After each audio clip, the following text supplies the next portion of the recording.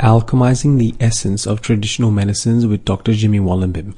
Let's not only explore some of the gems, techniques, and knowledge from a range of traditional medicines, but let's cultivate capabilities to relate with the essence of these ancient lineages in order to heal with a more direct, holistic, and powerful approach.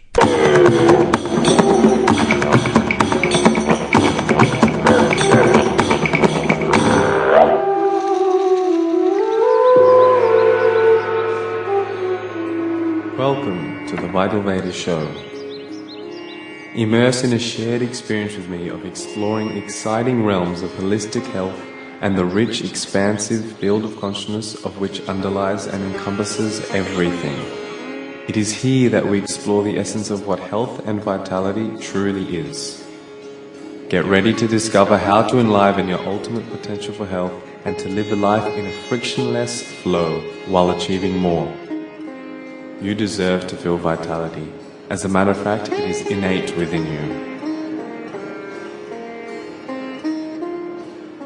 Hello there, welcome. This is your host Dylan Smith, Ayurvedic practitioner and holistic health educator based in Sydney.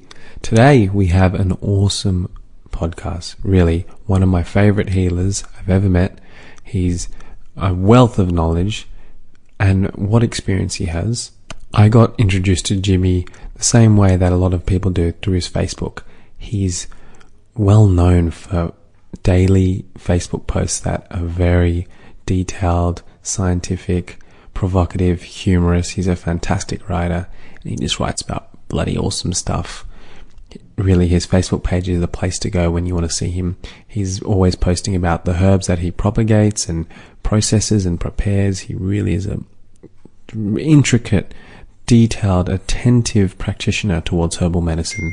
Grows a lot of them on his property in Yukai, New South Wales, and always he's posting about the alchemized elixirs and all these medicines he's making up, and it's just so tempting. And he kindly offers them to limited stock available, but you can purchase them from Facebook, and they really are special. They really are more than organic because they're wildcrafted. Most of them are, and he just really cultivates it with a lot of love. Anyhow, his passion for herbal medicine and traditional medicine is obvious. I was very excited to interview him because, I'm like a fan of him. I'm a fan of his social media and his posts, and he's a great teacher. He's been in the game for decades, and it was a beautiful interview at the feet of Mt Wollumbin, where Jimi's healing sanctuary is on the Northern Rivers of New South Wales.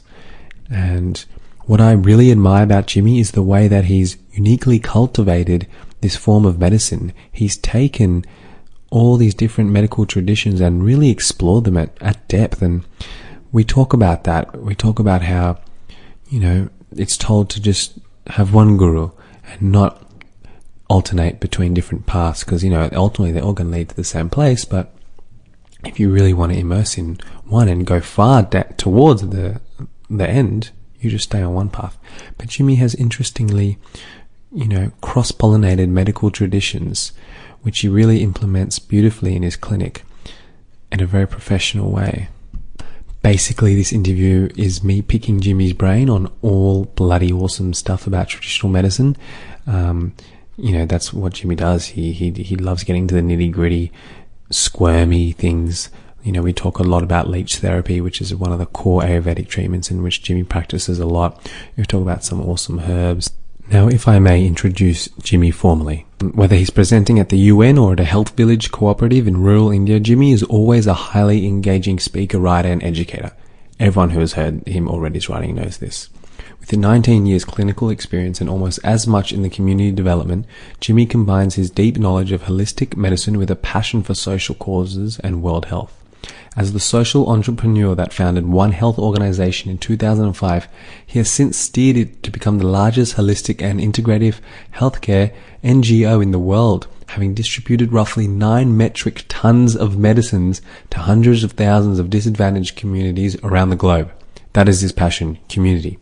Jimi's private clients value his obvious passion for traditional medical practices and the way in which he combines aspects of the traditions of China, Tibet, Persia that continue to inspire. This interview was recorded at the end of March 2018 at the Third Eye of Australia. You'll understand what I mean when the interview starts. For more detail on what we talk about, check out the show notes. Go to vitalveda.com.au/learn/podcasts, plural, and you can see all the show notes. You can see the videos on what Jimi's talking about. You can see photos of what Jimi's talking about. Link you up. Don't forget to subscribe to the show. Don't forget to share this show with your friends, whether it's by text or by sharing it on your socials. Whatever it is, I appreciate the support. I love reading the feedback. Let this show maintain and don't get lost into the ether of the interweb.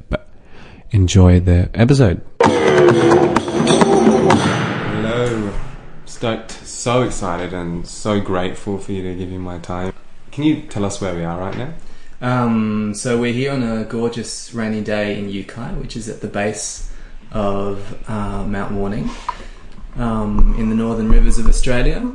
We're actually in my apothecary, which is otherwise known as the Dragon's Nest, as we sit here overlooking Artemisia traditional medicine clinic down in the rainforest on the bottom of my property. Beautiful. And how did you get the name Wollumbin?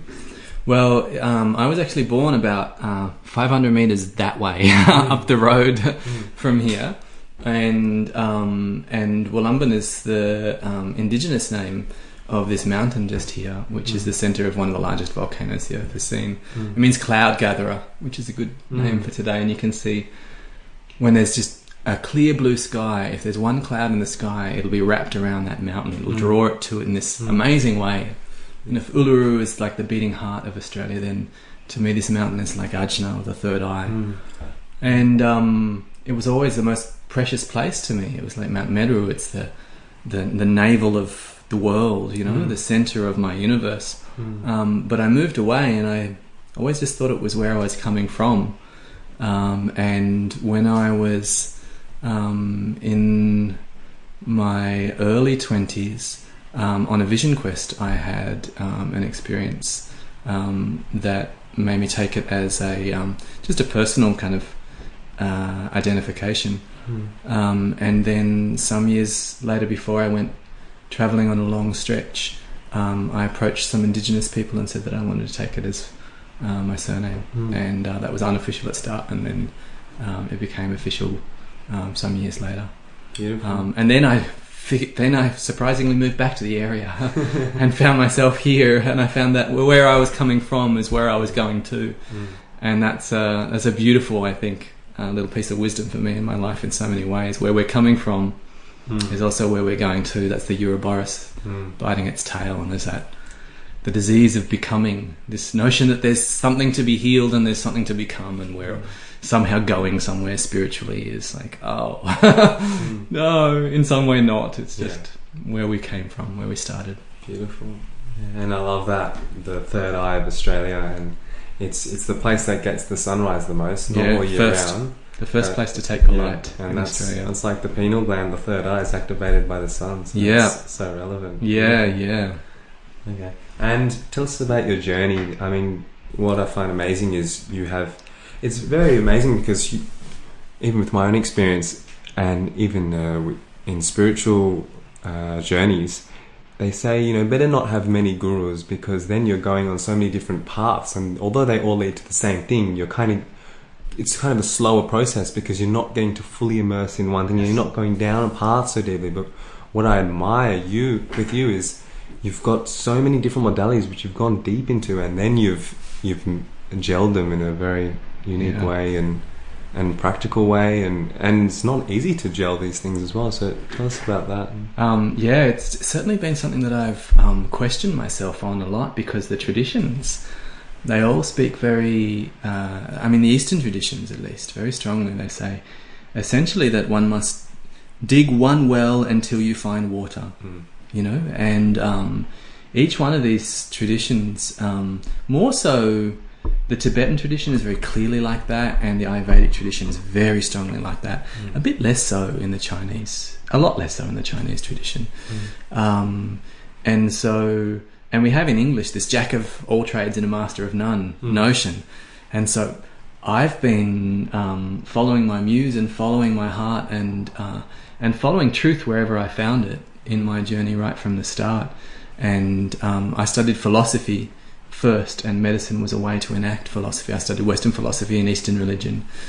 And so for me, the idea that, that truth is contained in one of those traditions and not the others, always just didn't gel in any way at all. And so I've been an eclectic at heart, and I've been also very interested in the different ways to see something. And so Ayurveda has a way of seeing the world and a way of seeing health and human beings and the progression of disease, and a way to move out of that. And it's exquisite. It's an incredible view. But the Chinese have a different viewpoint. This is not wrong, but why would one not, from where I stand, walk around in a circle on the medicine path to look at this phenomena that we're all involved in from different angles, from the north and the south and the east and the west, because we're all kind of like that blind man that's got a hold of the elephant, with medicine, and just like, oh no, from where it's this thing that I've got is, and the one with the hand on the ears is like, the beast is like a parchment, and the other one with his hands on the tail is like, no, you're wrong. The beast is like a paintbrush. The other one's got his hands around its leg. It's like, no, it's like a tree. And so the only way to get that is, from my side, is to be a bit more like Paracelsus, who followed truth wherever he went, and learnt from gypsies and whores and barbers and executioners, and read the Book of Nature directly. And so that's the Western tradition in some ways. Is it less of a guru focus, and there's less of that intense, like, don't go outside your lineage. And more of a focus on the individual's journey and the process of individuation. And so just the final thing I'd say to that is that anyone inside a tradition, I'm going to have to say this very carefully, traditions are dead. Every single tradition is dead until it becomes alive inside the individual that is practicing it. And so that finding a teacher is precious, because if you find a good teacher, then the tradition is alive inside them. But, when there's Zen masters ask, what's the Buddha? The Buddha is a dried shit stick. And Ayurveda is a collection of empty dogmas. Empty. Unless you find someone who has ingested that and made it their own. And so in that instance, it is not Ayurveda. It is the Ayurveda of your teacher. It is their wisdom, and it's a living tradition then. But it's unique. However much they point to Charaka or Shushruta, it's like it's had to come alive inside them. And the same in Chinese medicine. And a student that's just graduated has the outside of the tradition, the letter rather than the spirit, and it's dead. It's dogma at every single point. And so even if you're in one tradition, you need to get to the inner tradition, and you need to get to the inner tradition by making it your own. So it will be yours then, your take on this, how you see it, how you feel it. Yeah, we're all a vessel for the knowledge, and that's it. Yes. Taking it and delivering it our way, making it relatable to the patients and all. And tell us about your experiences with learning from different traditions and immersing in them. Yeah. Well, as I said, I did my undergraduate degree at the ANU in philosophy and Eastern religion. Whilst looking at Eastern religion, I encountered the perennial philosophy, which is an idea from the West that just says all these different religions, they're all sort of different ways of articulating the one seminal kind of mystical experience of human beings. And our spirit is the same, and the truth is the same. And you could speak about it as the Tao, or you can speak about Christ consciousness and the Buddha nature in a range of different ways. And each of those things are different. They're not the same articulation, but they're pointing in the same direction. And so it was with that as my foundation, and wanting to find a way to enact those philosophies that inspired me so much. In particular, the Taoist tradition, but also other ancient Chinese philosophies, but the Taoist tradition and the Vedic tradition. Those two were what really touched me the most strongly, and with Buddhism sort of coming in a little bit on the edges there later. And so I went forth into medicine looking for just something. How does one go with Tao? What does one do? You know, it's just like. And so I went to medicine, and I started that.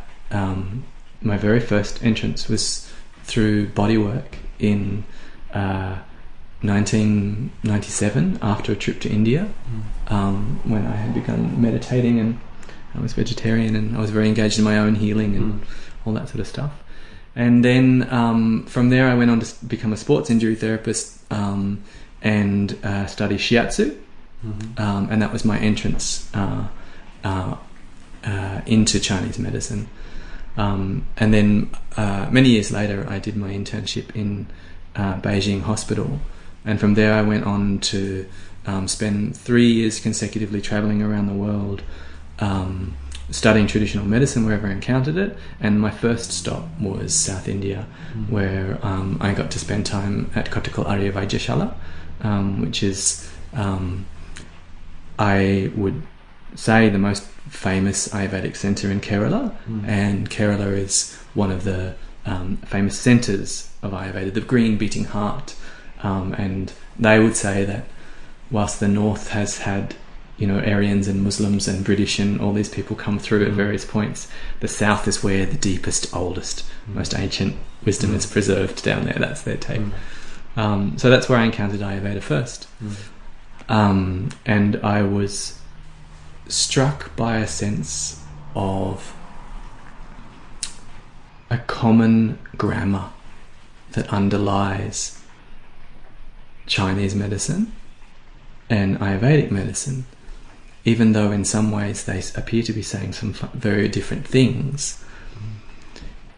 You know, when linguists look at Chinese and Latin, then it's just like, well, there's so much that's different, but there's a universal syntax that human beings seem to have for language, and there's these base rules at the bottom of it. And when I encounter vitalistic modes of thought, whether that's Galenic, the Greek tradition, Chinese, Ayurvedic, or Tibetan, then there's a sense of looking for the vital principle, the essence inside something, rather than the structure on the outside. What makes it what it is, not how much does it weigh or what its shape is. What is the essence of this thing? And then in trying to describe that, then our ancestors in each of those traditions came up with metaphors from nature as well, and said it's like a wind, or it's like a fire. And so that sense of metaphoric truth, and that use of natural metaphor, I believe, is what definitely unites Ayurveda and Chinese medicine, something that I encountered at that time very strongly, was very struck by it. And then I wanted to, then it was a puzzle, and then I wanted to solve it, and I wanted to feel, what are they, what's underneath here on the outside? And the one way you say, oh, well, Ayurveda says, you know, the 5 elements are, you know, include air and ether. And Chinese medicine says they include metal and wood. It's like, oh, well, they're different. And those differences seem surface, and they always seem surface to me, because those are symbols. And when the Chinese speak of wood, then they're not referring to anything. We wouldn't say that the wooden floor that we're standing upon here is encapsulates the wood element. Because that's a kind of literalism, and wood was chosen in China. This is a great example of the vitalistic mode of seeing the world. Is rather than wood, we could think of it more as a green shoot or the bamboo shoot, and it's a symbol of movement, dynamic movement. And so when Ayurveda or Galenic medicine spoke of wind, it's not that there's modern historians just think, oh, well, aren't they silly that they thought that there was a wind blowing around inside the body in this way. It's just like, no, it's a symbol for, it's a complex symbol for movement and also because of the notion of life breath for consciousness or sentience and spirit as well. And so when you start to see, then you see what is wood talking about as a symbol to the Chinese. What do they mean by that? What are they pointing at when they say wood? And then what is Ayurveda pointing at when it says vata? Yeah. Then you say, they're using symbols to describe something underneath, and we can see, and it's still they differ, but there's a commonality, and that's what I mean about the universal syntax that's at the bottom there. There's a series of archetypal forces that human beings are able to identify, whether that's because of the universal nature of consciousness throughout the cosmos as a whole, whether it's about the collective consciousness of human beings that we're all plugged into, Mexican, Australian, Chinese and Indian, or whether it's just the commonality of our wetware, that the nature of our brain and the nature of our eye and the nature of our ear determines that as the senses absorb things, we experience them in a particular way. One way or another, there's commonalities to the world's mythologies. There's commonalities to the world's deep spiritual traditions. And there's commonalities to the world's traditional medical systems. And that is what has been my life work in a way so far. I mean, I'm still young, but is trying to find what's the hero's myth? What's that universal syntax that underlies each of those traditions? What are they pointing at? So we don't get stuck in the external symbol. And the beautiful little story I have about that one is, which is very, very difficult because we're all trained in the West to look at the exterior, a literal interpretation of language and of thought. And in the Zen tradition, there's this little story about an apprentice who's has this great Zen master, and one day he says to the master, he says, "Master, what's the moon?" And the master just raises his finger and points through the open window to the moon up there. And then the next day, the boy is out in the village, and his friends are just like, "Well, since you're the apprentice to the big Zen master, what have you learnt?" And the apprentice is on the spot. He's like, "Well, I bet you don't know what the moon is." And they're like, "No, what's the moon?" And the boy holds out his finger and shows them the finger. And so a modern commentator said that he's going to write a book on Zen, say, asking for the moon and getting the finger, which is what we do so often. And when we get caught in the outside, the external tradition, the non-living tradition, what are those things pointing towards until we have a direct appreciation of them? Beautiful. And tell us about, the work you do with preparing herbs, harvesting herbs, purifying herbs, and also all the extensive body treatments. I have, great admiration for you because that is such a laborious job, and it really is a labor of love. You need that passion. I mean, I've experienced it in India, the extensive preparations for herbs, and even all the Ayurvedic body treatments is very laborious. Take many hours. It takes 2 hours to prepare the herbs the night before, then 1 hour that morning, then I'll treat you for an hour and a half. So it's wonderful what you're doing. And tell us, a bit overview of what you do, because there's not many people who do what you do.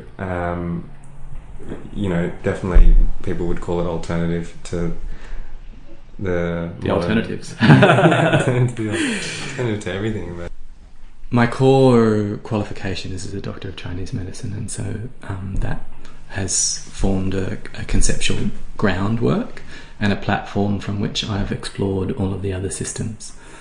And it's the area that I have deeper competence and knowledge in than in my own heritage of the Galenic European Western tradition or the Ayurvedic tradition. So just to be clear, I'm not an Ayurvedic doctor, and I haven't had that training, and I have done 5 or 6 research trips in India and Tibet, where I have done observation and interviewing and things like this, and then some years, as you'll see on the bookshelf, of reading the textbooks and studying in that way. But just to make sure I contextualize the knowledge that I don't have about Ayurveda, there's an enormous amount of it.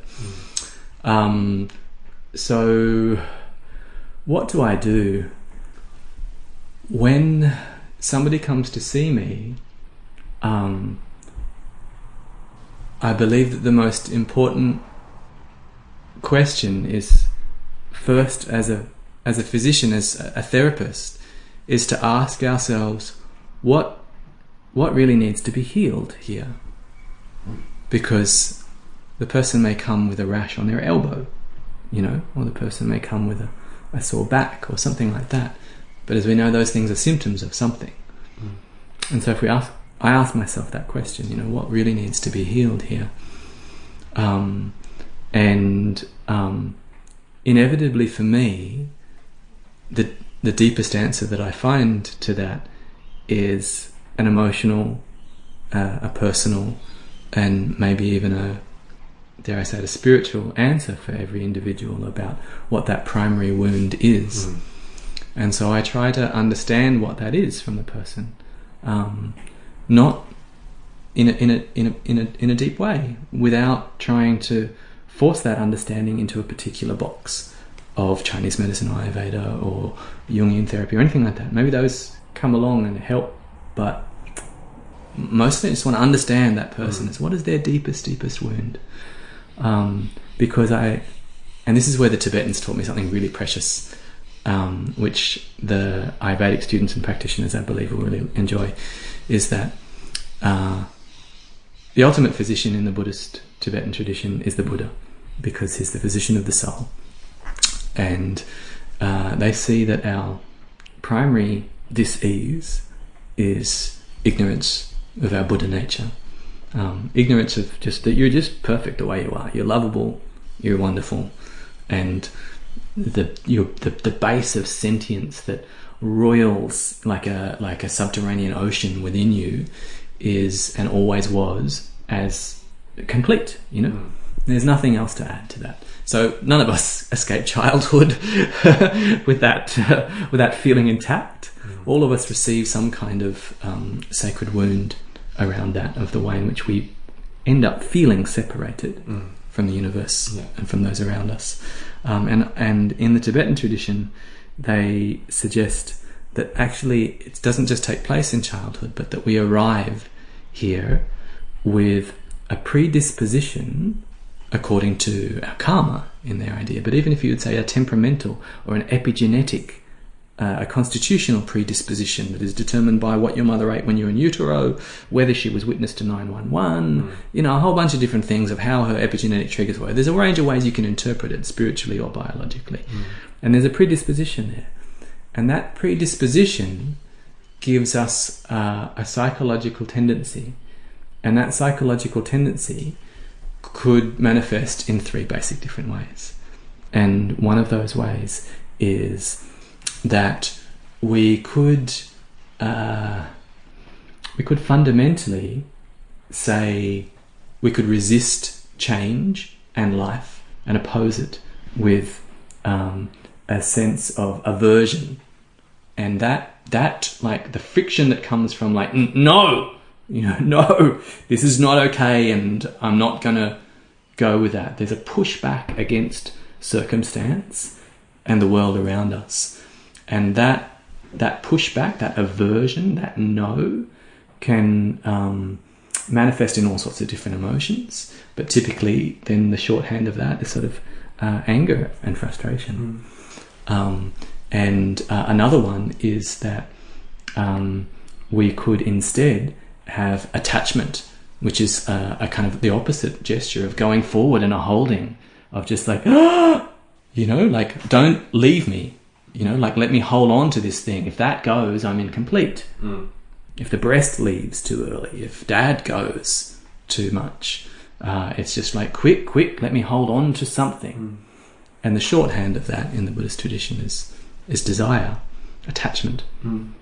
And the final one is that the final gesture, the primary gesture in the Tibetan Vajrayana tradition is of, how does this go? It's a kind of apathy that sort of gives up on something and therefore attempts to be safe by kind of just it's almost like a nihilism. There's an apathy there that just says no, whatever, what's the point, and then maybe I'm safe if I don't care. This is my best attempt to try and articulate that. That's right. Tamasic, that's right. And so that gives rise to this apathy or inertia, and it's in the text it's referred to as ignorance. So we have desire, anger, and ignorance as the three primal mental poisons. And we arrive with a tendency for one of those. And those tendencies in the body give rise to our constitution. Desire gives rise to vata, aversion gives rise to pitta, and the apathy, ignorance, gives rise to kapha. And then those tendencies obviously then determine our choices, and our choices of overextending ourselves, of drinking too much coffee, of eating too much sweets and lying on the couch, give rise to a whole series of predispositions through the progression of disease in the Ayurvedic model. Samprapta. Is that the Samprapti. And so then that's how it all goes from there. But its origins are deeply rooted in either our primary wound from a Western perspective in our early life, but we can see it goes back into utero at least, and probably further back than that, right? Yeah, and samskara, as they call in the Ayurvedic. Yeah, that's right. Like the memories in the cells, and then, as you said, can go back a long way, right? And so we see this. We know in epigenetics that if you set up a situation with a bad rat mum that doesn't nurture the little baby rat, then that baby rat grows up more prone to anxiety and depression, and then is more likely to have a cocaine addiction if offered it. But 7 generations later, those little baby rats are still got those epigenetic triggers from the bad, even if the next mums have been good. And so those samskaras are very real biologically in different language as well, right? And so that for me, the first question is trying to understand at the level that I can, what is that samskara? What is that? What's that primary wound? How is it that you got the idea that you're not okay, that you're separate, that you're not lovable? By the way, it could be from your diet for the past 3 years or your lifestyle. It doesn't have to be so deep and subtle. Well, in disease can be. It can be, but those things, if your diet for the last 3 years has been such, there's a reason. And that is you're self-medicating for some story. There's always an emotional reason from my perspective that underlies that. And it's just like, well, why did you drink so much coffee that you ended up with a vata derangement? Well, you were working so hard and you had to do it with that. Why were you working so hard? Well, when you were a kid, you got the idea that if you didn't, unless you performed excessively, mum wouldn't love you. You know, and where did she get that idea from? Well, her grandma gave it to her. And where did she? Well, we don't have to keep going back to the Big Bang and I can't go into past lives, right? So for me, it's working with the tools that I have. But I definitely see that if we trace those back deeply, then the cause of the person's skin disease or sore joints or whatever it may be is not the cause. In my mind, is not you drank too much coffee, because that's too early, right? Yeah. And if we say, well, the cause is the Big Bang because that set this whole thing in process, it's like, well, that's too far back that way as well. Somewhere for me in this person's life that they can remember, there's a cause that we can discuss that's deep, that takes us to that primary wounding. And in understanding that, then we say, okay, now we know what we're healing. And whilst we're engaging in these therapies, whatever the therapies are, whatever the medicines are, whatever the external treatments are, we know that we're not working just on a skin disease or a joint disease. And we're not just working on trying to get you to stop drinking coffee, because that is you're self-medicating for something. That's a symptom. Drinking too much coffee is a symptom of something. What is a symptom of? We understand what that is. The lack of ease at a core level and how that is in whatever terms we can. And then we know that's on the table. And then from there, I use models from Chinese medicine and Ayurveda predominantly, but also from Galenic medicine, to try and understand, well, what would be a good way forward? And sometimes I find that Chinese medicine provides a much more nuanced and sophisticated and targeted understanding of a pattern. And the Chinese have identified patterns that the Ayurvedic tradition hasn't. And sometimes I find that messy and difficult, and the Ayurvedic, the simplicity of the core of just saying, this is butter. This is butter. It's like, okay, I may not have. We can decide which tissue it's entering, and some other thing. We can get very sophisticated, but at a core level, it's butter, and then it all pops open. It's like, oh, I know what's going on here. And then we move through it from there at that point. So, and so I move backwards and forwards between those sorts of models to find which model will be explanatory. And in the Chinese tradition, they have this wonderful way of saying, well, listen, if a 5-phase model doesn't explain it, chuck it out. And we do a 6 divisions model instead. And so they see them as lenses, not to get caught in. And they're fundamentally different, 5 phases and 6 divisions. They're different models, but they've just kept them and pile them up one on top of the other. And so if this one doesn't work, try the other one. And that's the Chinese pragmatism that's in the core of that, right? And so maybe I've inherited some of that as well, of like, if it doesn't make sense from a Chinese perspective, then how about we come over here and look at it from an Ayurvedic? So I'll tap in on those whilst I'm taking the pulse. And in addition to the traditional aspects of taking pulse, where we're trying to feel for specific patterns, whatever that is, however we're looking at what is the depth, is it like a swan or a frog, is it slippery, or there's wiry, what's those things. I also take that moment to, when I contact the person's pulse, it's a process of deep intimacy, like making love, right? Deep intimacy of sentience touching sentience. And having spoken to them already, then I allow myself to feel what I feel in my heart whilst I'm doing that in a nondescript way, to see what I feel and allow my own deep intuitive wisdom to take me towards something. And then that may take me more in one language or another. And then I'll do the more methodical parts. What's it feel like in the 3rd position? What's the depth like in the 2nd position? Is the and I'll do it, and I'll use my brain and the clinical stuff that's in the textbooks about that. But there's another aspect which is helping me determine. It throws it up intuitively. Which way? What's going on here, and which is the best way to think about it? And I just stay in a state of openness whilst feeling the suchness of the pulse. Not, is it Vata Pitta Kapha? That's cognitive. Just how do I feel when those harp strings play across there? What's the sense of that chord? Because that person's pulse is a chord, right? And how do I resound in my heart when I touch that? And then from there, it leads me into the stuff that Yeah. And just for the skeptics or people who've never had a pulse reading, pulse is so powerful, and you can read things like Jimi's talking about. I mean, your pulse is from your heart, and your heart is your feelings, and your heart feeds every cell in your body, so you can tap into everything in the body, and especially a good pulse physician can connect with your consciousness. And it's, as Jimi said so beautifully, it's consciousness meets consciousness. And especially my teachers, who are regarded as some of the top pulse physicians in the world, like the things they've seen and I've seen them feel is amazing. Whether it's they're looking at the person's family heritage, like, oh, on your mum's side I feel there is some eye issues, here are some herbs to prevent this. Or even as much as the Jyotish, the astrology, my teacher's the older brother of the family, that they can, so it's really, it has so much information. And a lot of people want to learn the pulse. There's different methods out there, but a lot of people don't pursue it. They find it hard to own it.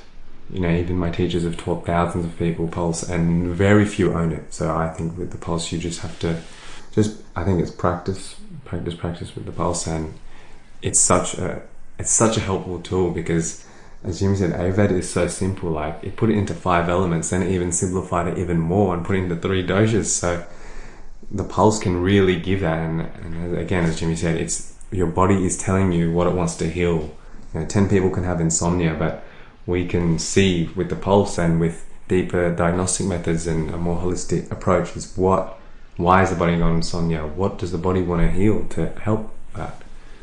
And if somebody is in the journey of just struggling with pulse diagnosis at the start, and they get overawed by what, as I do, by what these pulse masters in India can do, and the technicalities of just, some traditions, of just like how many layers, how many points, all this sort of 27 pulses to master, all this sort of stuff, then I would say don't worry about all of those technicalities to start with, and just focus on just feeling the pulse and feeling how it feels, and that can and at the start, if all you get is just like, is this person got too much or too little, like the broadest thing, then that's really profound, because someone may appear one way on the outside, and then when you get to enter into that deep intimacy of taking their pulse, you see the exact opposite. And a clear clinical example that I see of that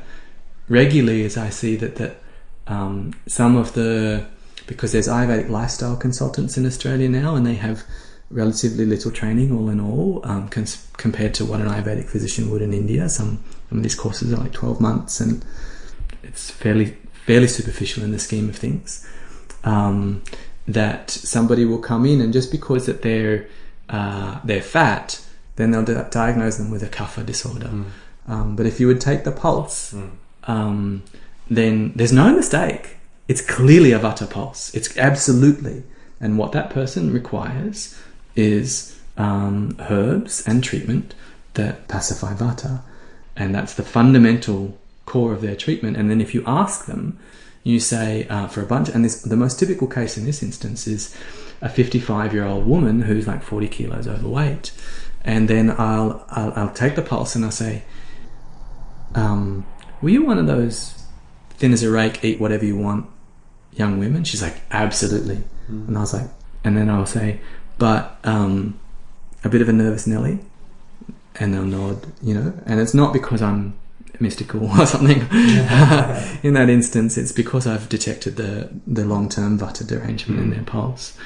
And what they've done, they've exhausted a core, they've exhausted their ojas through nervousness, and when you exhaust that at a very, very deep level, and you exhaust Agni at a deep level, then you can flip over into from a thin, nervous, vata deranged process to then having low Agni and a kapha aggravation, where the fire of life, the fires of Agni have been blown out by vata, snuffed by vata, and then with that low Agni, Bhuta Agni and the digestive Agni, and also Dhatu Agnis, all of those low Agni, then they just end up swamping up and getting really, really heavy and putting on all this weight. And they look like, and so then obviously there's aspects of that, and they may do well from Svedanas and some of those treatments, but if you don't understand what is core there,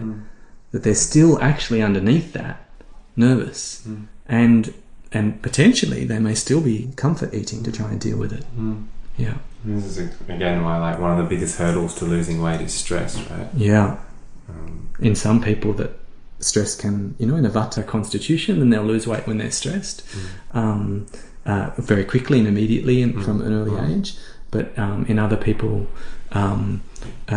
cortisol, one of the adrenal outputs involved in the stress response, will signal weight gain and weight retention, because in the past the primary stress could have been something like food supply stress, and therefore our ancestors that survived, which is every one of your ancestors, they're all survivors, they survived famine.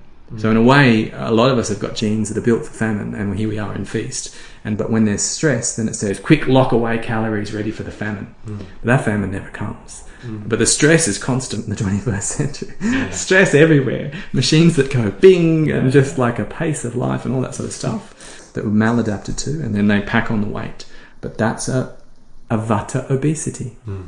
And that's a pattern that is really easy to pick once you have it on your radar. Yeah, beautiful. And then, talked about how you first approach a client, and then what about all the awesome treatments you do here and herbal remedies you create? Okay. Again, just a bit of an overview, because I know there's so many you do. Let's talk about a few of those interesting ones that people wouldn't one that springs to mind that caused us to meet is Leech therapy, Ayurveda therapy, which I studied like yourself in India, and I offer that to clients as one of a series of treatments that I guess in the Ayurvedic tradition we could call Raktamokshana. One of my favourite names in Ayurveda, by the way, because it's such a beautiful... Rakta means blood. Moksha, you probably heard of, maybe Moksha Cafe or Moksha Yoga Studio. Moksha or Mokshana means liberation. So it's the liberation of blood. I love it. And specifically the toxins in blood and the impurities. Yeah. Bloodletting, essentially. Yeah, that's right. And so I utilise a range of those forms. And incidentally... every 2 or 3 years I do one of these trips to do a research exchange, and in a couple of months I'm going to Mongolia to study bloodletting, because the knowledge of it there in terms of venesection. I went to Tibet and Ladakh to look into their use of it there, but it was in a lot of ways was forgotten.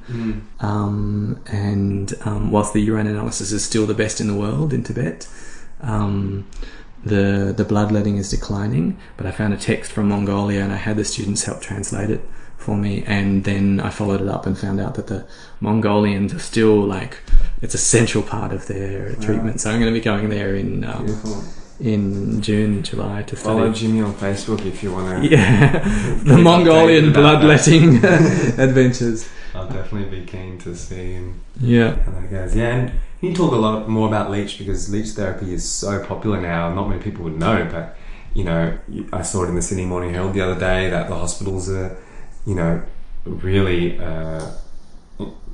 honouring the system, and so they're quite covert about it, but they are, and it's quite restricted. There's last I heard there was 30 new hospitals in New South Wales alone that are using Leech therapy, but there's a big but there. They're just using it in one very particular area, and that's after microsurgery. So if you've lost an ear or a finger or a toe and they stitch it back on, then they'll use the leeches in that instance to help with the blood flow so that the surgery will take. Of course, as the Ayurvedic tradition and the European tradition really attest to, leeches have a much, much wider use than that. And that's symbolised in the Ayurvedic tradition in that Dhanvantari, the god of medicine, has 4 hands and one of them has a leech. That's how important. That's how important it is, right? If a god has 4 hands and one of them is a leech. One of them's divided. That's 25% of his hands there, devoted to this little darling. And the other 3 were the sound of Ayurveda. It was a horn. It was the knowledge of all of Ayurveda.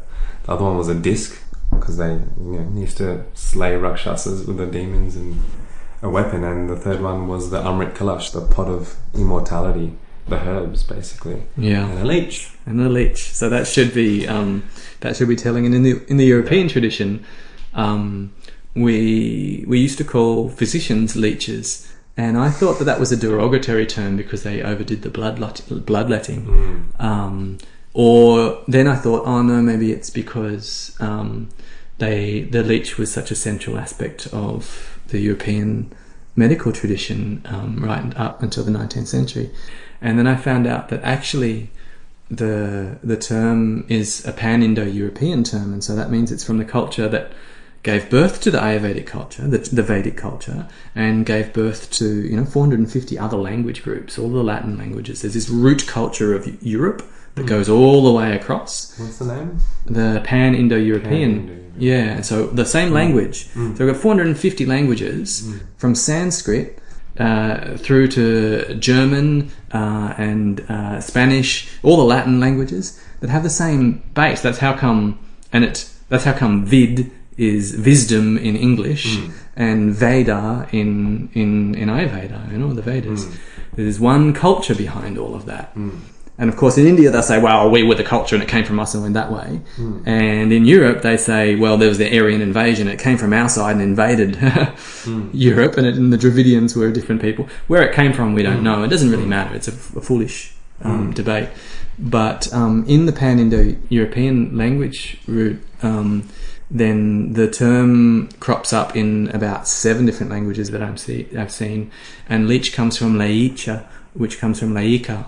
And Laika means shaman or conjurer or medicine man.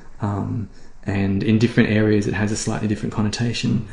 Someone that uses words and stories to heal, like a conjurer and a storyteller. But overall, shaman is the best retelling. And so what we didn't call doctors after these small creatures, we didn't name doctors leeches. We named leeches, these small black creatures in the water. We named them shamans. And so they're little shamans. That's what we named them. We named them after our shamans, not the other way around. It's like, wow, okay. So clearly, to our ancestors and to the ancestors in India, the leech was a significant piece. And besides, being able to heal after surgery, what are some main uses for them? Again, if we're in an Ayurvedic context, then we need to understand what is the essence of the leech. And if we understand the essence of the leech, its basic gestalt of the pattern or principle or idea or notion or spirit behind it, then we'll know how to apply it if we understand the pattern or gestalt of the disease. And so with all herbs and medical devices, rather than he's got 60 at least herbs, and rather than knowing, this is a good thing to talk about as well, rather than knowing, okay, ashwagandha is good for this and juniper is good for this, you need to know the essence and the qualities of the herbs, and then just by even tasting it and smelling it and feeling it, then you can say, okay, I know how to apply this. And this is a big thing in herbalism that needs to be taught, and it takes a lot of experience and devotion to be able to acquire this. But really, that there's thousands of herbs. We don't want to remember. People get overwhelmed when they read a textbook of herbs and they have to memorize. And it says it's good for 50 things as well. Like, how do you know? So again, how you solve that is that when a herb or a leech becomes your friend, then you understand it at a deep level because you've worked with it a lot. And so, if someone would ask one of my friends or colleagues, "What do you use Jimi for?" It's like, what do you mean? What do I use Jimi for? It's just like, well, Jimmy's this character that's, I guess he's great at these sorts of things, and I'd call him here, and he once helped me with this sort of thing, Jimi is a diverse being. He has all these different skills and qualities, and if I understand that, then I know when to call on him. And so if we understand the leech, then we'll understand when to call on these little shamans. And so in the language of Ayurveda, then a leech is black, and it lives in the water, and its body undulates and flows and moves, like we could see if we put them on the table in front of us here. We may as well have them out whilst we're talking. And so this in itself, in a phenomenological framework, we say that structure, there's one undulating across there, structure is not separate from function or essence, which is a little abstract, right? So this is where what the doctrine of signatures is talking about in a way, but it's taken usually in a simplistic way that leads you into error. Is that the structure of something, the morphology of something, whether that's a flower or a herb, reflects its functionality, because it has to be that structure so it functions, right? And so the leech has to have this particular structure so that it can move through the water, we will say, in these different ways. But if we put them together and then we step kind of into a more mythopoetic sense around it, then we see that whilst perhaps the solar or masculine pole we could see as red or white or bright in some way, then night is often, but not always, associated more with feminine. So the blackness there takes us in one particular area. And compared to something that is like a wasp that flies around really strongly, and when it bites you, gives a really hot, intense pain, or the bees, which are called sisters of the sun. They have a very solar energy and they move around a lot and they're kind of yellow. Then we have this creature that lives in the water, and it's cool, and it's black, and it flows. So that's how they started off thinking. We have to think about it in the way in which our ancestors thought about it. So they thought about it with that mythopoetic framework of mind. And so then you say, well, if that's what it is, if it's flowy and cool, what will I use it for? I'll use it for something that's hot and not flowing. And so then, if they say, oh, well, that's just superstition. Turns out, it turns out that the hirudin and 30 other compounds in the leech's saliva are the most potent anticoagulants known to medicine at this point. That's why the doctors grudgingly use it in surgery. They're doing all this high-tech laser beam robotic enforced surgery, and then the reason they don't talk about it is I'm sure there's like, oh god, I can't wait till we don't have to use these leeches anymore, because there's all this old kind of traditional stuff. We want like some cool gene modified virus delivered anticoagulant. And so it helps. Leeches are used traditionally for all conditions of the blood, because it'll help the blood to flow, and conditions that involve heat as well. That is, we understand, first off, we understand it because the nature of the leech. The nature of the leech is dark, night, yin, cool, feminine, water, unduline, flowing, and cool, that's the essence of it. And that essence is contained inside the leech's saliva. And so when it bites a person, it injects this anticoagulant that goes into that area, and that will allow the blood to flow through the area much more freely, wherever it is. And so that's one of the things. So if we would use leeches on a stuck rheumatic vata knee in the West, so it's definitely used for a whole bunch, not just of pitta problems, but of problems of stuckness, then we would see that through radically increasing circulation to that joint, then we increase healing and we decrease pain. So we've got mobility happening because the leech is the flowy moving thing, and the hirudin is an anticoagulant that gets things flowing and moving. So that in itself, there's also an aspect of how do we say that the leech affects cooling. Well, there's several different ways.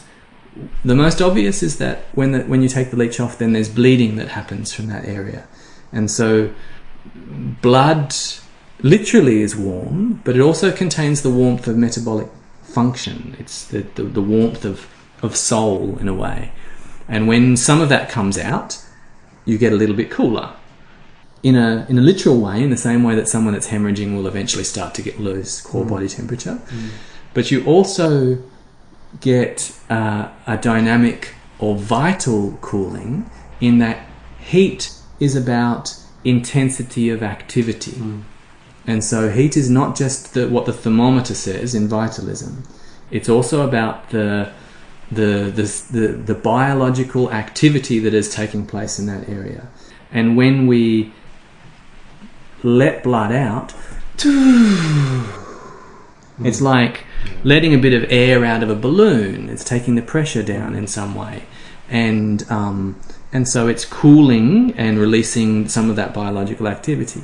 Now, of course, there's also, we could say, well, at times you may perceive that what's hot in that area are heat toxins, in whichever language that you would speak of, and that the leech is sucking it out, and then you're bleeding it out. But this third way is the most literal way to understand what the leech is doing. And in the interests of upholding vitalistic modes of thought, we want to really understand the core of understanding the essence of the leech, so that we don't just say, well, it sucks out poisons, because, well, then I'll just grab a syringe and we'll just syringe out the poisons as well. It does a lot more than that. And if we just synthesize hirudin, it won't do anything as magnificent as what the leech is doing there as well. Just another thing to add, which is why it is better than a syringe, is, and I haven't heard of a modern scientific explanation for this, but Vagbhata says a beautiful analogy. He says, just as the swan drinks only the milk from diluted milk, similarly the leeches drink only the bad blood first from the pool of vitiated blood. Yeah. So that's a very special thing about the leech, that they only take the vitiated blood. Yeah. And that, I guess, maybe is a prabhava, a special quality which we don't quite understand. Perhaps. But that's a pretty amazing thing. Yeah.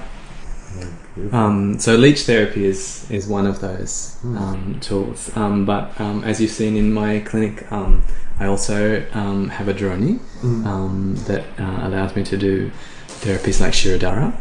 Joni is the long wooden table. The traditional table, yeah. Ayurvedic treatment table. For oil-based treatments.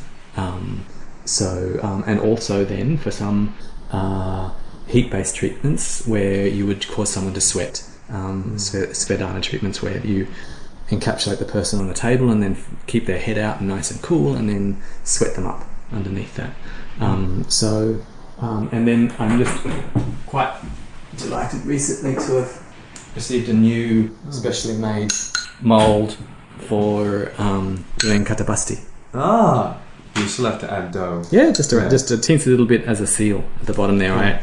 I asked a potter friend of mine to make me this prototype, and I'll see how it works. And if it works, I'm going to get a series of them made, which is essentially we're looking at like a clay ring that's about like a cup with no bottom on it in a way, that we'll put over an area of the body like the navel or above the pubis or on the lower back, and then seal it with a special dough, an edible dough, and then fill it up with really warm oil, and then keep taking the cooler oil out and putting warmer oil in, so that the heat of the warm oil drives in deep down into the tissues, into the doshas in that area, and then by bringing heat, then it allows vata to flow, the primary vital force of the body, the subtle winds, and it also allows blood to move.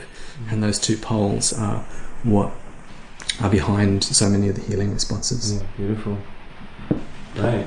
And tell us a bit about cupping therapy. I mean, Ayurveda right now, there's three main modes of Raktamokshana, of bloodletting. One is the leech. The other two I've never seen done, and it's less common. One is venesection, which you said. Yes. Is that what you're going to see in Mongolia? Yeah.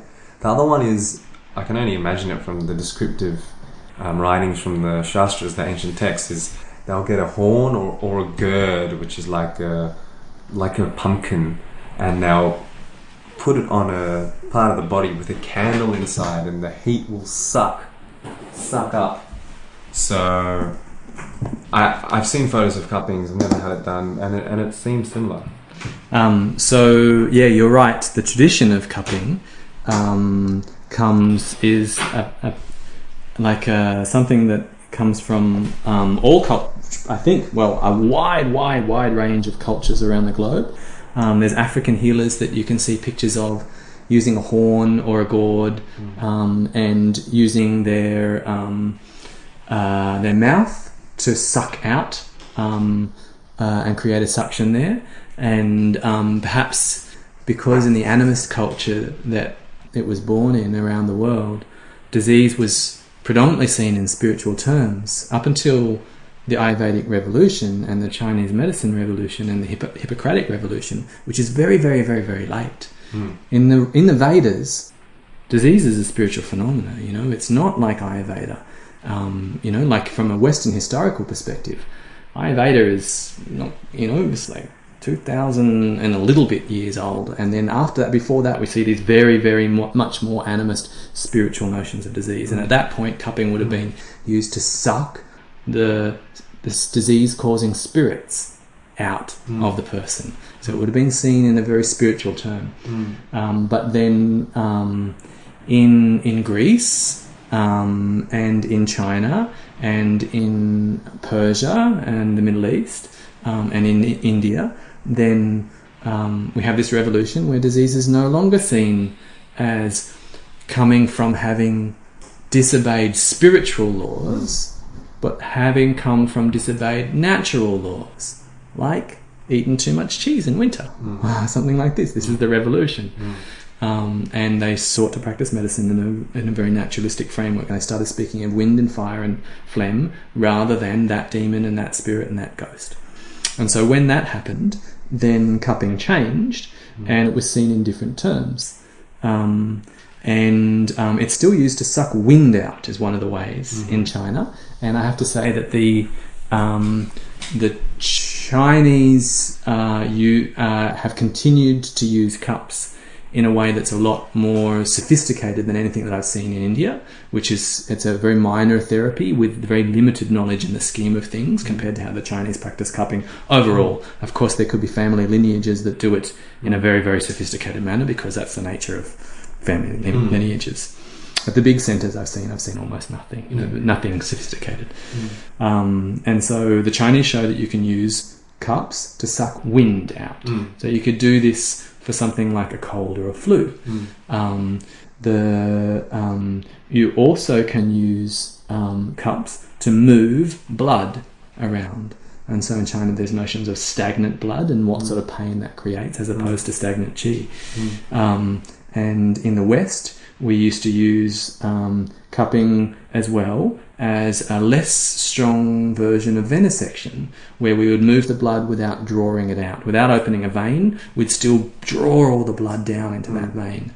And so if we had a sense that a vein or a channel in some way was down by the knee, but that went up to the groin, if somebody had a groin problem, we could either cut behind the knee to bleed that vein that was going up into their groin, or we could cup it back there as well, and it would like draw the blood down there and draw it away from where it was stuck. Or you could also cup straight over the area and move the stagnant blood deep down underneath it. And our notions there were a kind of yin and a yang of local and distal applications in the West called derivation and revulsion. And the final one that you probably encountered is where the masters of currently on the planet are in the Middle East and Pakistan, and that's wet cupping. And this is where and the Greeks have done it and the Chinese have done it, and I did it in my internship in Beijing Hospital, constantly like handling cups full of blood that we would take off somebody. In the Persian tradition, they cup and then lance and then cup, and in the Western and Chinese traditions, you just lance and then cup. And so that means you get a small lancet, which is a sharp little implement, and you, in some way or another, you pierce the skin, and then you put the cups on top, and you and either using fire or a little vacuum pump, a hand pump like a bicycle pump, you suck the blood out of that particular area there. And that can be done for a range of different reasons and conditions. As with all Raktamokshana, you could see it if there's heat in that area, and one could do that with like a red hot skin condition to try and vent the heat, and to pull out the toxic blood. If we've got this sense of pitta gata rakta, pitta in the blood in a way, then we can get that out through liberating the blood, through Raktamokshana. And in the Chinese, if you've got this sense of blood stagnation, which is pointed fixed pain, which is different to qi stagnation pain, then you could also do blood cupping there on that area. Anyway, it gets very sophisticated, and it keeps going into all sorts of wonderful ways in which you can tonify through taking blood out of someone, or you can, if somebody's weak, if you take a small amount of blood, it'll stimulate the marrow to produce more blood, and they'll get a little bit stronger. Or you can do it in very more rigorous ways and do a kind of a detox. And in the West, this is now sounding very current because iron clearance becomes something that's really, really relevant, and we can see that men in particular don't get to shed enough iron, and then that's associated with a range of immunological problems, liver strain and cardiac risk. So although bloodletting sounds archaic, they did. It started in the 20th century, I believe, when we started to get our head around that there might be something there. When they found these populations in sub-Saharan Africa that were malnourished and surrounded by infectious diseases, and they were anemic, and they gave them iron supplementation because they were anemic, and the deaths from infectious diseases skyrocketed. And then they found out that there's a bacteria love iron, which is why we keep the eyes and other areas iron-free zones. We've got little iron scavengers to keep iron away from there. And that our ancestors' way of treating a range of infections was to take some blood out, in a hot infection we'd want to say in Ayurveda, and that by reducing the available amount of iron, that a range of infections then will decline because they don't have enough of that iron. And by supplementing someone even who's anemic, they are more likely to die with an iron supplement in that instance, which I find a fascinating way to just uphold the wisdom of some of these practices as well. That's a big thing that's happening now, right? Is excessive iron in people, and even also with women after menopause. Yes, it can be. Yeah. It can be. And is that because of eating too much meat, or I don't think so. Digestion? I think it's about. Well, there's different ways to think about it. We could think about it in a range of different ways. I'll give you the most interesting one first. And if there's any skeptics out there, they're going to hate it.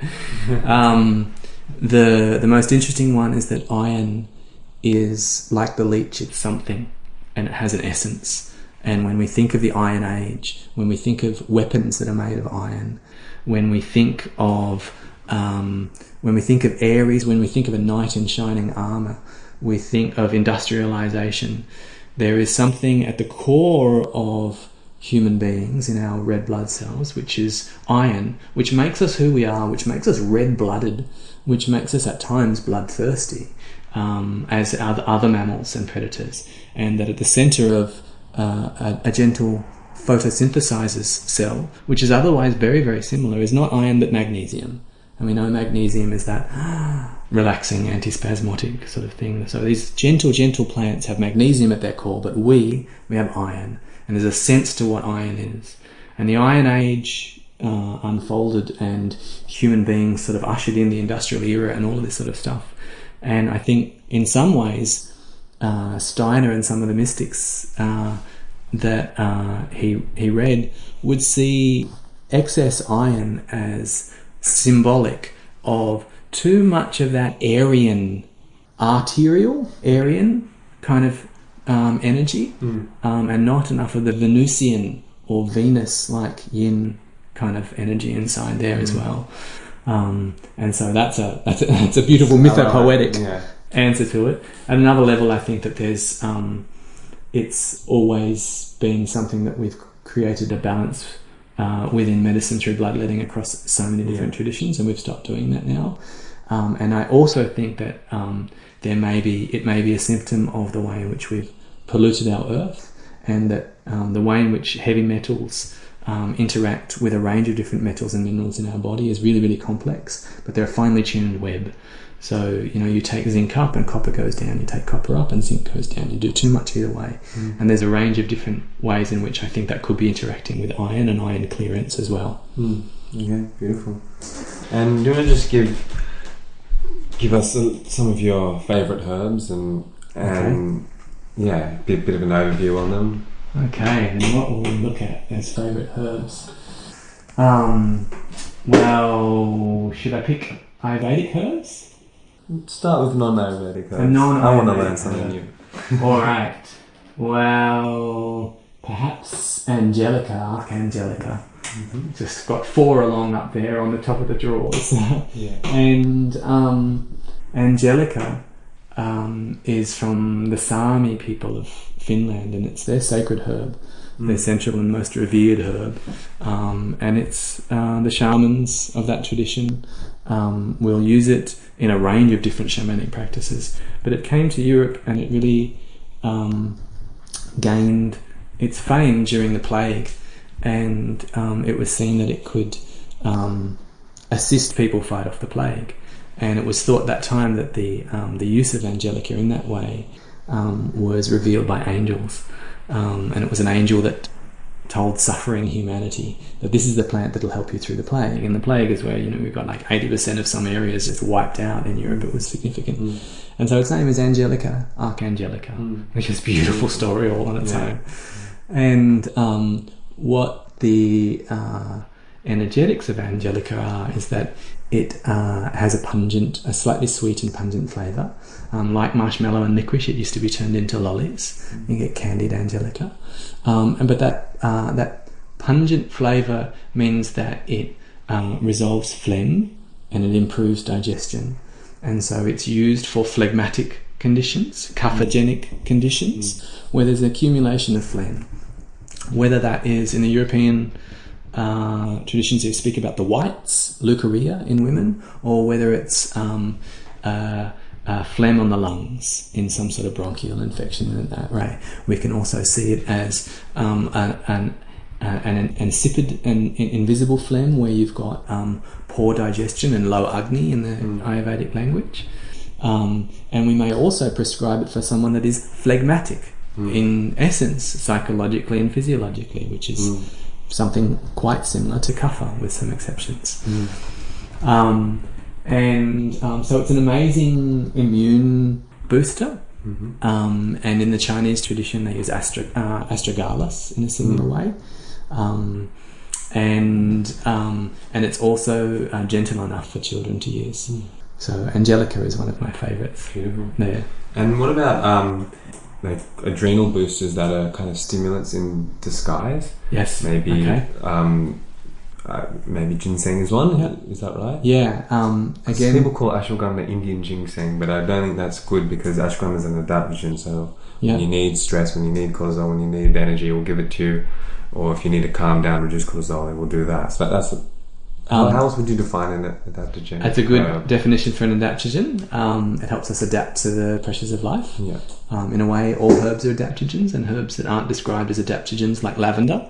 Lavender wouldn't be described as an adaptogen generally, but in people with high blood pressure, it will lower their blood pressure, and people with low blood pressure, it will increase their blood pressure. So herbs are smart, unless we use them in excessive doses and we try and force something. Or perhaps extracts as well. Yep. And they lose some of their intelligence. If they lose some of their intelligence because you end up with aspirin rather than meadowsweet, then you lose some of that smartness as well. And so when we're talking about something like this, then we have to come to Paracelsus, the father of toxicology and the alchemist at the core of the Western alchemy tradition, the modern alchemy tradition. And he said the difference between a medicine and a poison is the dose. And so in the Rasayana arts of Ayurveda, that would be very apparent, right? And for something like ginseng and rhodiola and those two in particular, perhaps cordyceps as well, if we have high doses, then they become stimulants, and in that regard then they can be exhausting and heating as well, potentially in high doses. But in low doses they won't be. A low dose of Korean ginseng will not be stimulating and it won't be heating, and so you could give it to someone with a hot condition in a low enough dose if it was indicated for some other reason. But I guess and so the term ginseng is like, because ginseng was so famous and is such an amazing herb, then a whole bunch of adaptogens, Siberian ginseng, American ginseng, Indian ginseng, Peruvian ginseng being maca. The only one of those that's related is the American ginseng, quinquefolia. They're all adaptogens and they all help at us deal with the stress of life. And in some ways, they can help with they help with adrenal fatigue. So they're regulating the endocrine web. So in Chinese medicine, they're qi tonics and kidney qi tonics, and they go in and they will form ojas faster as well than a lettuce will form ojas. And as you'll know better than I, the process of how much ojas you get out of a lettuce leaf, and it has to go through all these stages of transmutation as each one of the tissues is nourished first until we get to shukra and the reproductive essence. Then there's only a little bit of it left by then. There's some special herbs that go straight in there, as in the Ayurvedic sense. And so adaptogens, we can think of that. There's some special herbs that have really, really deep tonic properties to them. And one of those in the Ayurvedic tradition, the most famous, is ashwagandha, the strength of the horse, or the smell of the horse, depending on how you see it. It does smell like a horse. You grow it. I have the root here that I've grown. I think it's about the smell in the horse's urine. And actually, no, I think it's generally just a smell of horses. So the way my teacher described it is, if you walk into a horse stable, that's what the smell is. So you do smell urine, feces, everything. Okay, but gotcha. I remember I harvested my ashwagandha plant for the first time in 3 years, and I was actually transplanting it, and I didn't remember that it smelled, because I remember I once smelled the powder of ashwagandha. I didn't really feel it. Yeah. And then I was in the garden. I was like, what is that very unique smell that I've never smelled? And I go, oh my God, it's ashwagandha. I was so excited, and it was very unique and strong and powerful, and I was so excited. Wonderful. Yeah, great. But yeah. Ashwagandha is definitely a workhorse for me in my dispensary. I use it more than a range of other adaptogens, probably, because Vata is the center of so much of disease. The nervous system. When Ayurveda was formulated, then they thought that the nervous system was behind the majority of diseases. Then we think like 2,000 years ago, plus give or take. Then what would the Ayurvedic sages say today? It's just like the nervous system is behind so much in the 21st century. It's much, much more than it was traditionally. And so sometimes I question myself as a physician. It's like, do I have any other tools? Am I just the Vata treater guy, just handing out adaptogens and kidney chi tonics, and I do this so much. Yeah. But then, fortunately, no, there's a range of other patterns and a range of other people that I see with them, but it's very, very common. Yeah. And ashwagandha is really good for this. And from a Western perspective, it has this function of wired and tired. Wired and tired, which is really, really interesting. So that's what's so beautiful about it, is that on the one hand, there's fatigue there, and so it's going to lift you up and make you less fatigued. But on the same time, the person is wired and they're tense, and so it's going to make you relax. And in the Western tradition, we called it the sleepy nightshade. So it's a part of the nightshade family, together with some other of the witching herbs like belladonna, and it can help you sleep. You have it before bed and you help you sleep. But it also is used for fatigue. And so what a wonderful, smart, clever plant to be able to do this. So I utilise that in a whole bunch of different formulas. You just mentioned the nervous system is such a core root of diseases. And what are some of the most common things you see today in your practice?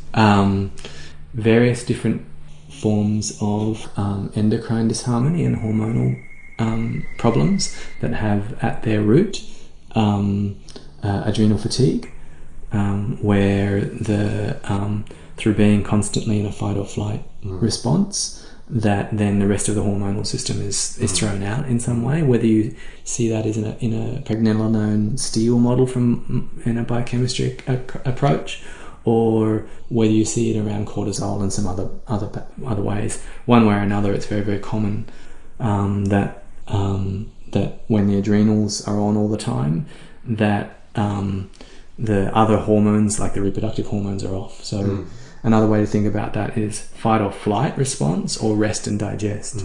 And the rest and digest is also feed and breed. Feed and breed. So we can't be in the hormonal breeding hormones of our reproductive if we're in our fight or flight response. It's in one or the other, right? And at some point, so I see an enormous amount of that, infertility and or just hormonal problems, PMS and menstrual disharmony, loss of libido in men, erectile dysfunction, but also then I see a large amount of digestive disturbances that have as their origin Vata. Vata blowing out Agni, snuffing it out. And so it's just like, are you in fight or flight, or are you in rest and digest? And no amount of trikatu, no amount of spicy digestive herbs is going to switch that digestive fire on if the nervous system is blowing. And so, yes, there's signs of low Agni, but if you take the pulse well, or you listen to them well, even without the pulse, you see it's the nervous system. So don't try and start the fire whilst there's still a wind blowing. Get a barrier around the wind, and then try and start the fire. So first you get the wind out, and that's the Vata approach inside that.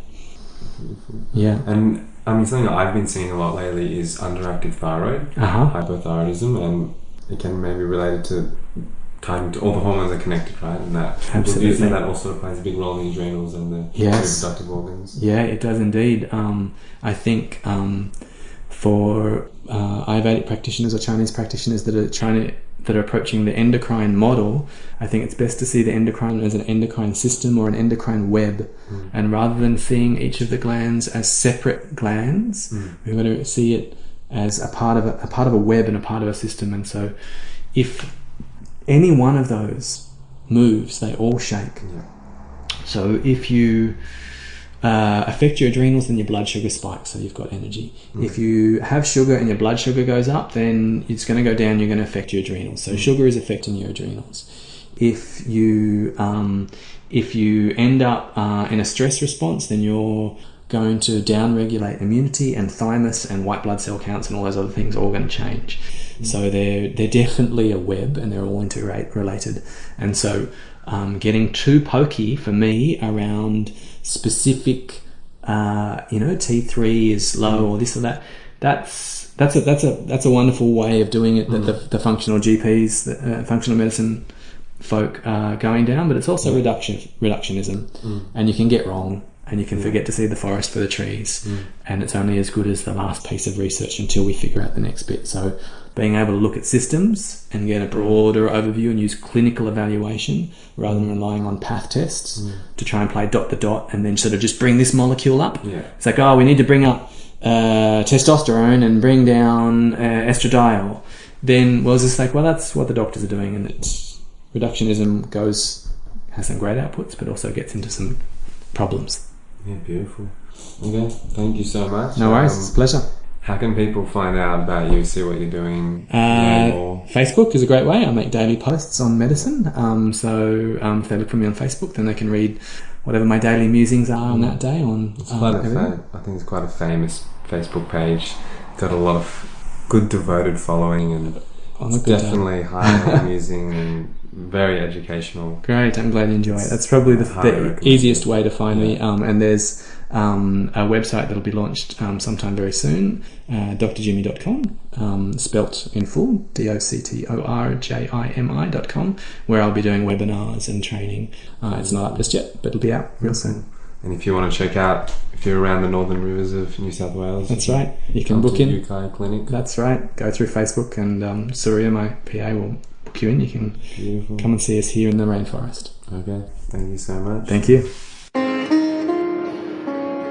Wow, that was absolutely amazing. What a wealth of knowledge. What beautiful insight into approaching health, really tackling at the essence of it. And as he just said at the end, not through a reductionist approach, really grasping the holistic essence of health and understanding the qualities, whether it's, communing with a herb or a medical instrument like a leech or a disease or a body system, is really approaching health in a full way. Just to clarify one thing, Jimi mentioned Ayurveda is 2,000 years old. I understand what he's saying. The Veda is old, but really Ayurveda is as old as nature. It came with the Veda, and as a mother starts producing breast milk before the baby comes, similarly, nature provided Ayurveda before mankind came. So it really is that old. Anyhow, thanks so much for listening. Don't forget to subscribe to the show. Please leave a review. It would be awesome. I would love to read that. Show me what you got. Stay tuned for the next episodes. Check out the show notes, vitalveda.com.au/learn/podcasts, and you can see everything in more detail. You can see some photos of those leeches, some photos of those cuddy busty equipment, and much love. Until next time.